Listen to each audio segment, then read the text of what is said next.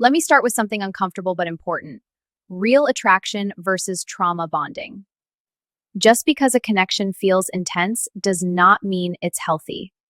In fact, the most intense relationships on dating reality shows are often the ones that collapse the fastest.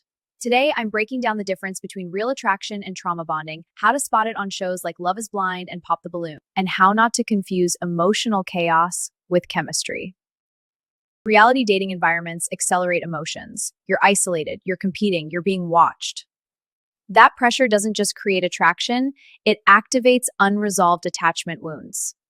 So when two people click instantly, the real question isn't how strong is the connection, it's what part of them is being activated. Understanding this difference can save you from heartbreak, on screen and in real life. Let's start with real attraction. Real attraction feels grounded, safe, curious, expansive. You don't feel anxious waiting for the next interaction. You don't feel the urge to perform or chase. You can be yourself without managing the other person's emotions. Real attraction allows your nervous system to settle. There's excitement, but it's calm excitement. On reality shows, real attraction looks boring at first, and that's why people overlook it. Now let's talk about trauma bonding. Trauma bonding is intensity without stability. It feels like instant closeness, but with emotional urgency. There's a fear of losing the connection early, riding these high highs and low lows. You think about them constantly. You analyze every word. You feel anxious when they pull back, even slightly. That's not love. That's your nervous system mistaking familiarity for safety. Why trauma bonding feels so strong?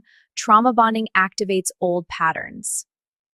Anxious attachment is chasing reassurance, while avoidant attachment pulls away. This emotional unpredictability triggers an obsession in the anxious partner. Your brain releases dopamine and cortisol, not oxytocin. That's why trauma bonds feel addictive. On dating shows, producers love this dynamic because it creates drama. But drama is not intimacy. How to spot the difference on reality TV? Here's how you can tell the difference when watching a show. Real attraction is built on calm conversations, mutual curiosity, consistent behavior, and respect for boundaries. Trauma bonding starts with love bombing to build attachment. Then comes emotional dumping. Jealousy is reframed as passion, and anxiety as connection. If the relationship thrives on emotional volatility, it's not stable, it's reactive. If you're thinking about going on a dating reality show, this part is critical. If you rely on intensity to feel chosen, the show will amplify that wound. But if you are emotionally regulated, you will stand out because you won't need chaos to feel connection. The goal is not to feel fireworks on day one.